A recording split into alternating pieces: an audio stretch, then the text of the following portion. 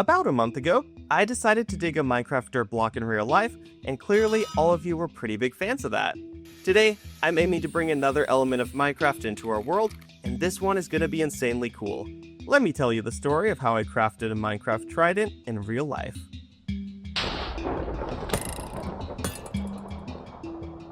Now, before you start commenting, I know you can't craft tridents. That's actually why this creation process was so tricky in part, since I had no idea what it should be made out of. In-game, the option that seemed to make the most sense was iron, but oxidized copper was also a possibility since drowned drop copper ingots. Either way, it didn't actually matter, since after some research I settled on steel as the best option for me in real life. Due to its availability and structural integrity, it seemed like the best choice to hold up to being thrown around. Since steel's still at least partially iron as well, I really didn't feel too bad about using it. In terms of sizing the trident, I decided to first map out the pixels in PowerPoint. We keep things super up to date here, I know. I ultimately found that the trident was 31 pixels long, and after a bit of testing in game, I confirmed that the pixels were equivalent to the ones on our Minecraft skins. Since Steve is 32 pixels tall and stands at 6 feet 2 inches, the trident should turn out to be roughly 6 feet. That's a bit longer than I was expecting, but by no means a bad thing. This is gonna look awesome. I headed to Lowe's to buy all the materials I'd need, but luckily called my sister first on the way in. It turns out, my brother-in-law had every single thing I need down to the square metal pipes. Who would have thought that a contractor would have a ton of random tools and materials in their garage? Revolutionary, I know. So I turned back around and got ready to go to work.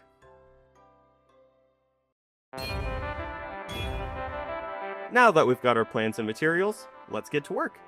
The first thing I did was measure out each segment of the trident from this 11-foot steel pole.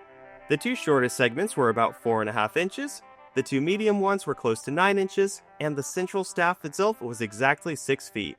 Like I said, this thing is gonna be huge.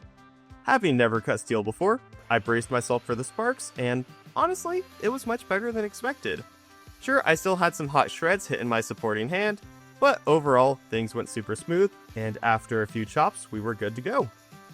Laying out the pieces in their rightful place, I was getting more excited by the minute to see the full piece in all its glory. Next up, it was time to sand down the edges that were going to be used for the welding. Keep in mind, I've literally never done this before, so I know my form was pretty rough from the get-go. Basically, the pipes are greased in a way that protects them from rusting, but at the same time that prevents them from being welded properly. By sanding each portion where the metal would be connected, we could make sure that the bond would hold well and strong. The coolest part of this was by far the sparks, since they didn't hurt at all, but still definitely upped my aura. And as time went on, I got significantly more comfortable with the process as a whole. By the time I got to the final rod, my pieces looked infinitely better than the ones at the start. But that's what's so cool about making these videos to me. I'm learning these new, really neat skills, and it's such a fun and stress-free environment while I do it. Had I never made this video, who knows when I would have actually ever used these. Pieces prepped, I got them measured and laid out properly for the final time, that way they'd be ready for the welding process. Just like the angle grinder sanding, I have literally no experience with welding.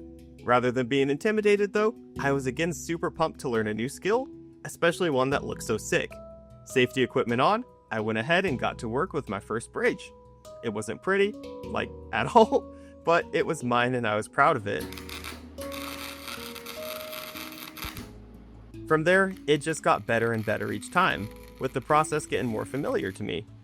However, on this weld, we're going to take a quick lesson in shop safety. You see this open bottle? That's mineral spirits. Earlier today, we used it to clean off the metal rod to remove the excess grease from it, but it also happens to be extremely flammable. As you can imagine, that and superheated metal shooting off sparks is not an ideal combination. Luckily for me, the worst thing that happened was our cleaning rag lit on fire, but this could have been a lot worse. Learn from me, make sure your workstation is clear before doing something stupid like this.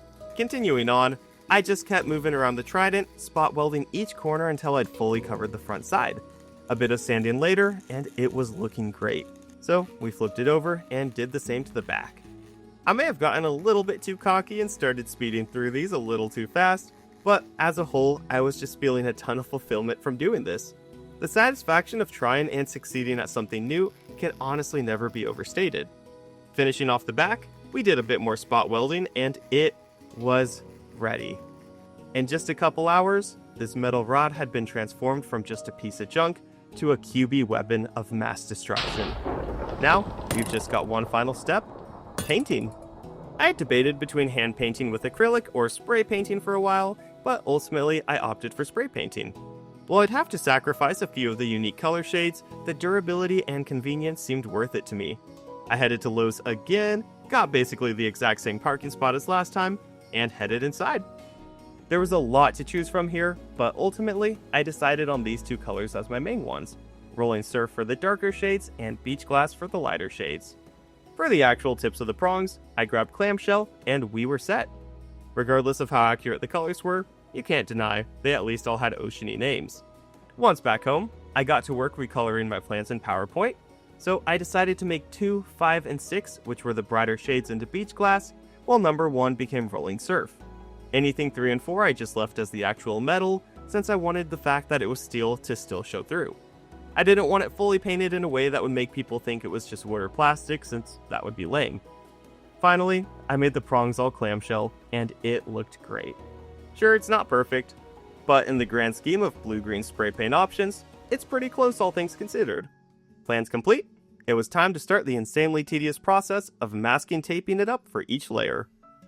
I decided to start with the prongs first, since it would be the easiest part by far, and it'd give me a bit of a warm-up when it came to masking off the areas and spray painting. It's been like literal years since I've spray painted, so I wanted to test it out first. It was pretty annoying to have to keep rotating this thing, but all in all things went relatively well.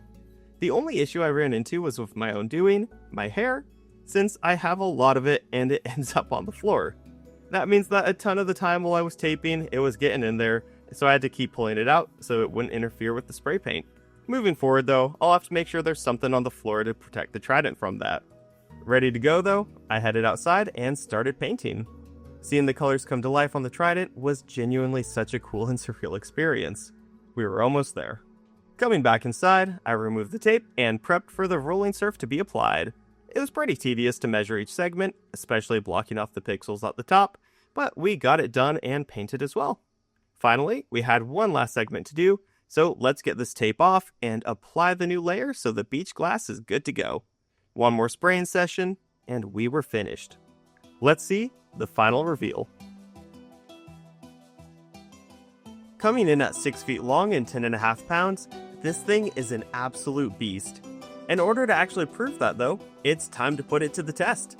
We're going to be breaking down the distance, accuracy, and strength involved here, starting with distance. Throwing tridents is by far their most iconic trait, so how can I not immediately start here?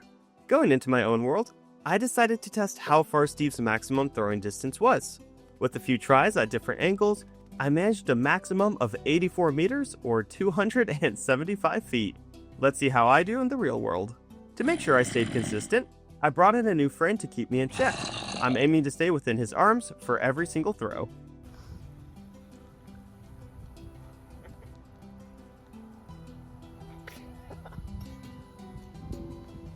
Let's see how far it went. 25 feet. So plus 4, 29 and 3 inches. 29 and 3 inches. 29 and 3 inches. Funny story. As I finished up the first throw, a giant group of kids assembled nearby to cheer me on, so after getting our measurements, I let them check out the zombie and the trident for a bit. With that done, I got ready for throw 2.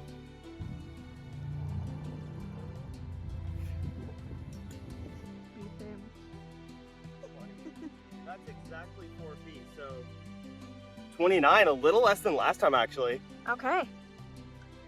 Let's go best of 3. All right. Unfortunately, this one had gone a little bit worse, but I wasn't giving up yet. Listening to the cheers of my live audience, I hyped myself up for one final throw. No. Okay, one more. Your last shot. Form, power.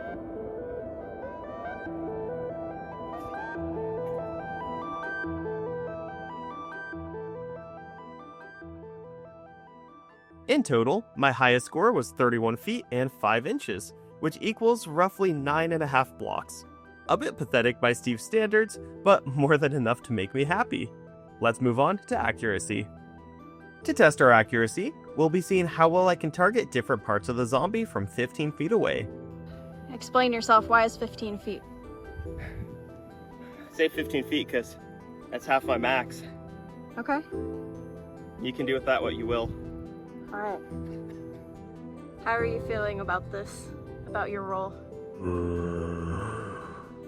For the first throw, I decided to aim straight for the chest, so let's see how it goes.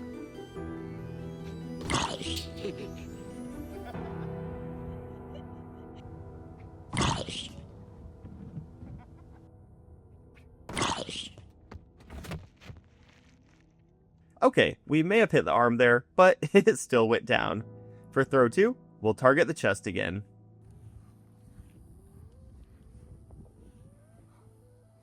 Round 2.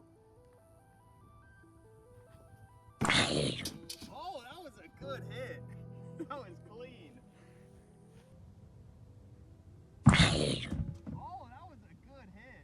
Finally, for throw 3, we're going right for the head. Where are you aiming? The head. This is a kill shot.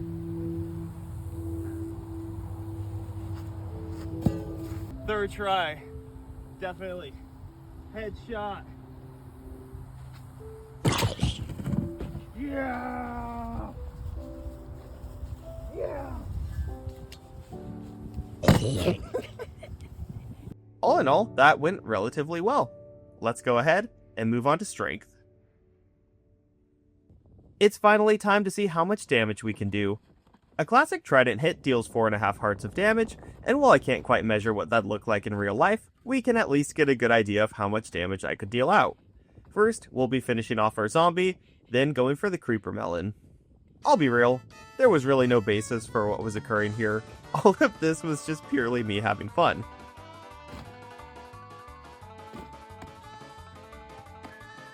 With the creeper melon though, I at least did test out a few different jabs before going for a massive swing.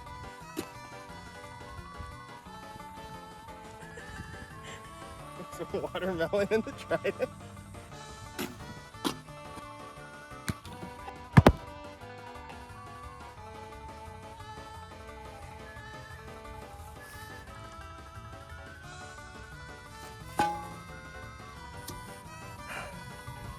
I said that went pretty well, honestly.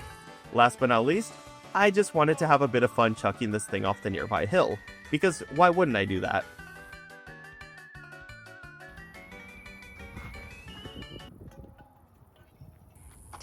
Minutes later.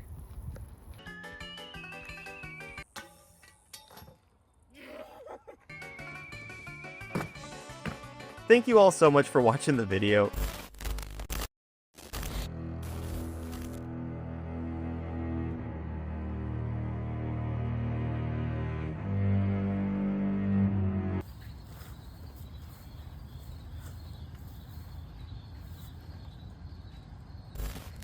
I want to give a huge shout out to my brother-in-law Aaron for helping me with the build process as well as making our zombie, and a big thanks to my sister Rebecca for the filming as well as helping with the thumbnails. If you enjoyed the video, don't forget to like, comment, and subscribe, and I'll see you all next time.